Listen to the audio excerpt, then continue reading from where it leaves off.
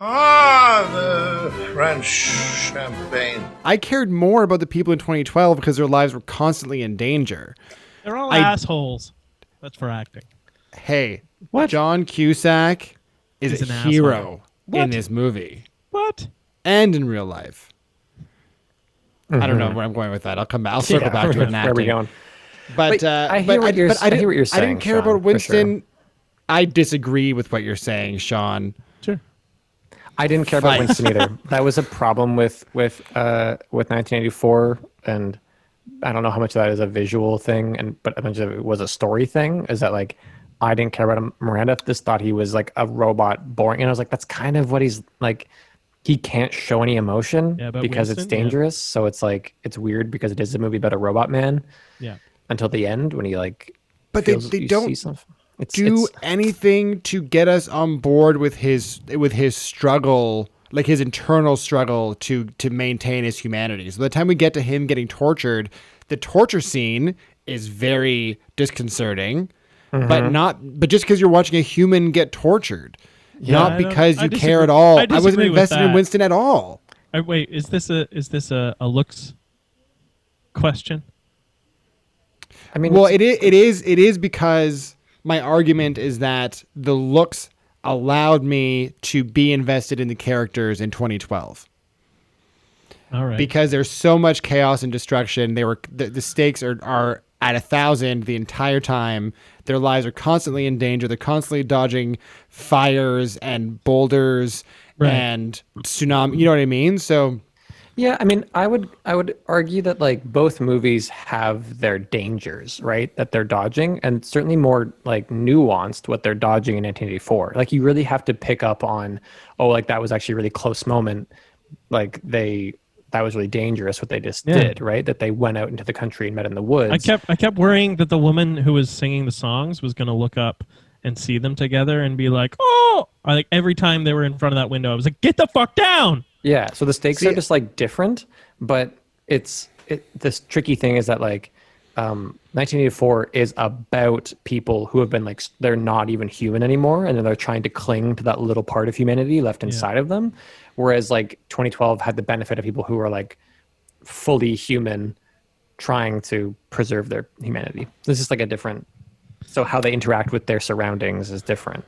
yeah, I guess. I mean, I actually kind of found that this might not be a looks comment, but I found that things seemed to come too easy to the people in 1984, and therefore I got less and less worried about their safety until they were caught.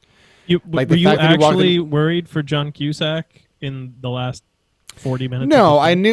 I the knew end, that no. John Cusack and his entire family were going to live, but it's about the moment to moment suspense of watching them escape what is supposed to be certain death. It's just the excitement, joyride of it, as opposed to being, you know what I mean? But like the fact that that 1984, Julia and Winston go into the forest and there's like no sign of real danger. You know it's kind of looming, but they don't really dodge anything. They don't have to really hide. That's more a commentary on the facade of the state, that their control does not go out that far, and it's only a lie that is keeping them from adventuring too often. Here's a visual thing that I think 1984 really needed that they missed. That's in the book, and I noticed that they didn't have, and I really missed that they didn't have it. More boobs.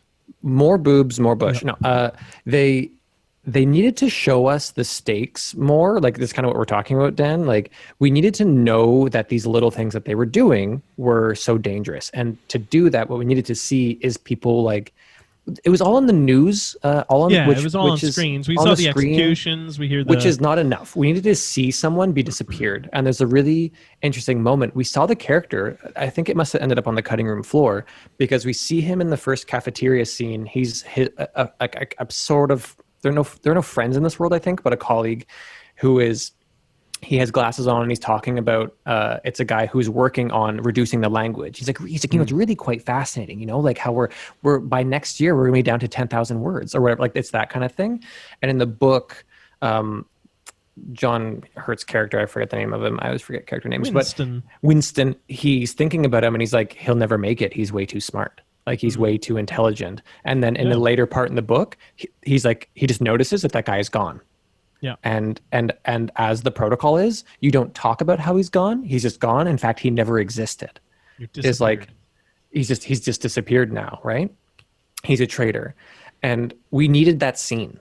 I think really desperately. We needed to know. It's a really good visual scene that would have you know what I mean? conveyed all of that. Well, that's a good point, because when the empty chair, you know what I mean? Or like that he brings 3 gin glasses because he's used to pouring them 3 glasses, and then the other guy look at each other and they have this weird conversation, not acknowledging the fact that this guy isn't there. Like, we needed that scene so badly, I think. Well, they do show the scene of him revising history about that guy winning the chess match or whatever it was, and kind of writing him out of history, unpersoning him. Yeah, but I was confused because I had no idea why they would do that, because they've only set that guy up as like a pivotal part of their structure, right?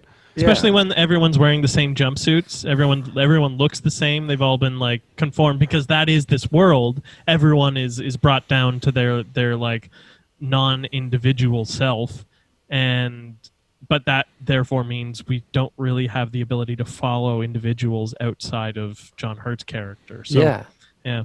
And it's just all the examples they gave us were too abstracted from the main character himself. Yep. They were too many steps away. You know what I mean? It needed to be someone in his circle who was like, oh, like that person or those people are just gone, or you watch someone, like whatever it is, we needed something, I think. Yeah. Well, shall we ding, ding, ding? Ding, ding, ding, I think. Go to your corners. My whole plan, man. I was going to make this sound so good. Now you can ding, ding, ding. Okay, ready. Ding, ding, ding now. Silence on 3. 1, 2, 3. Ding, ding. No, Dan. Daniel. The Citizen Game of the Week is